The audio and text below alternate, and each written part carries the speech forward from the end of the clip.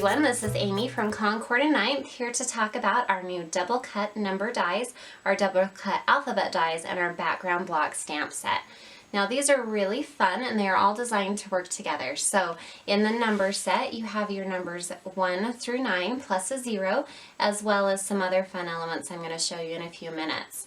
In the alphabet die set, you have all of your alphabet letters. You also have some different punctuation. So we've given you an ampersand, a pound sign, a question mark, a period, things like that. So that's the alphabet set. And then the coordinating stamp set is our background block stamp set. Now I'm going to show you how versatile these dies and stamp sets can be. It's a really fun thing to have a double cut because you get more options. So I'm going to start by showing you the alphabet set.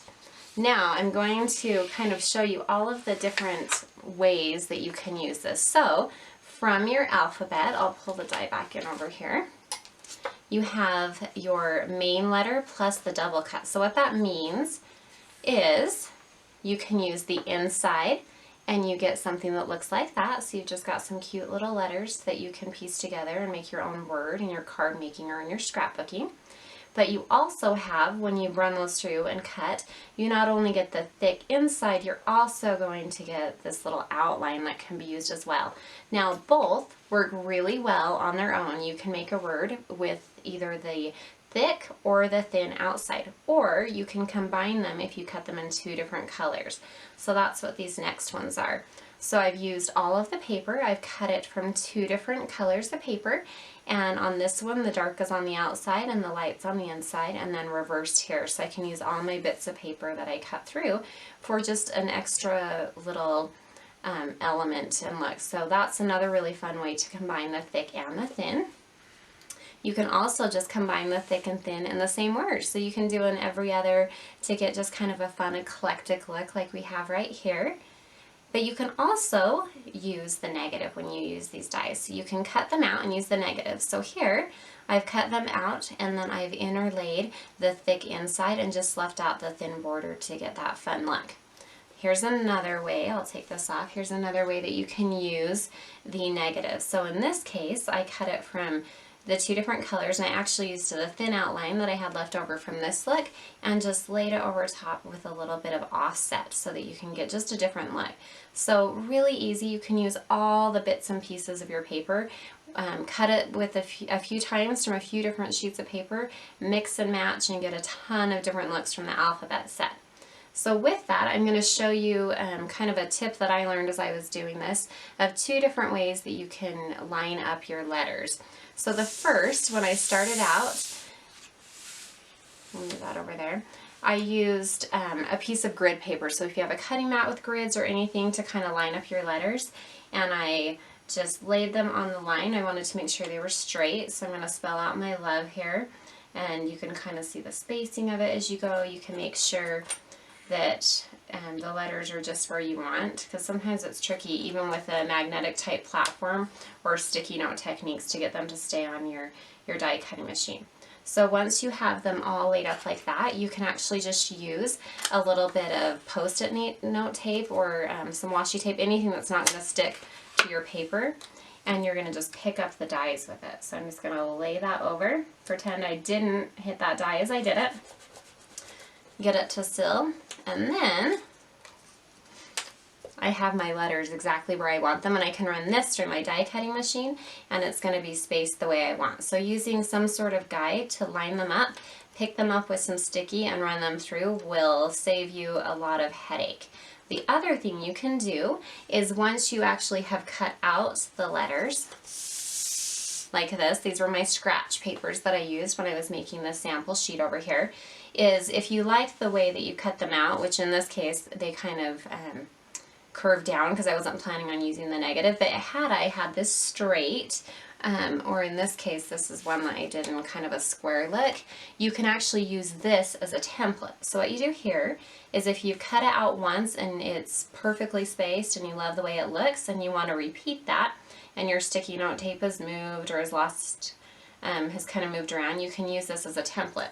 So in this case I'm going to take my letters and I'm just going to lay them right in to the paper, and it's just kind of fits down in that groove, so it's really easy and they're not going to move around. So if I wanted my love to slant down a little, I could use this template. I'm going to put all my letters in, and then again I'm going to use some Post-it note tape, and I'm going to just pick them up, and then I can run it through my die cutting machine. So another way, if you want to have the dies laid in, if you've already done a negative that you really like, just use that as your template. It works really, really well and is a lot easier than continually lining up your letters on a grid paper if you found the spacing that you like.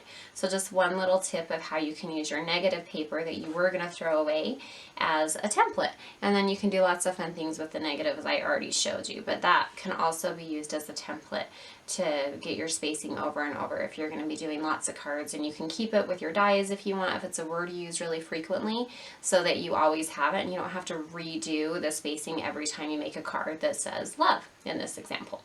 So with this is the double cut alphabet letter dies. We also have a number die, and these were designed to work together. They are the same font, they are the same size, and you get the same kind of a thing. So now I'm going to show you that. Pull this one in right here. So this gives you an example of what you get from the number dies. So you have your numbers. I've only done 1 through 4 here, but you do get them all. But you also get some fun other elements. So you get an ST, so you can do a first, something so you can do a second, a third, a fourth, fifth, etc. And you also get this fun little number sign, so you can tell someone that they're number 1 to you, or maybe they're number 2, I don't know, but you can tell them exactly where they stand with you. Now with this, a little tip on if you're gluing the thin ones back down like I've done over here that I found was really helpful. When you cut out your number, you're going to get both parts. So if you're going to use both parts but you want to start with the thin, you're going to take this little guy, you're going to take the outline, and you're not going to glue it down, but you're going to use it as a template to get your spacing right. It's particularly helpful on something like this number where you have 3 pieces you want to line up. So you're going to lay that down, and then you're going to put glue on your little solid piece if that's the piece you actually want to lay. And then after you put a little bit of 2-way glue pen or fine tip glue or something like that, a 2-way glue, you're just going to lay it into the template and squish it down in there. And then here's my little T. I do the same thing. I put both of them in. Now remember, I haven't glued the outside, so if those are glued down, and I should have glued them but I didn't, I'm going to just peel this up.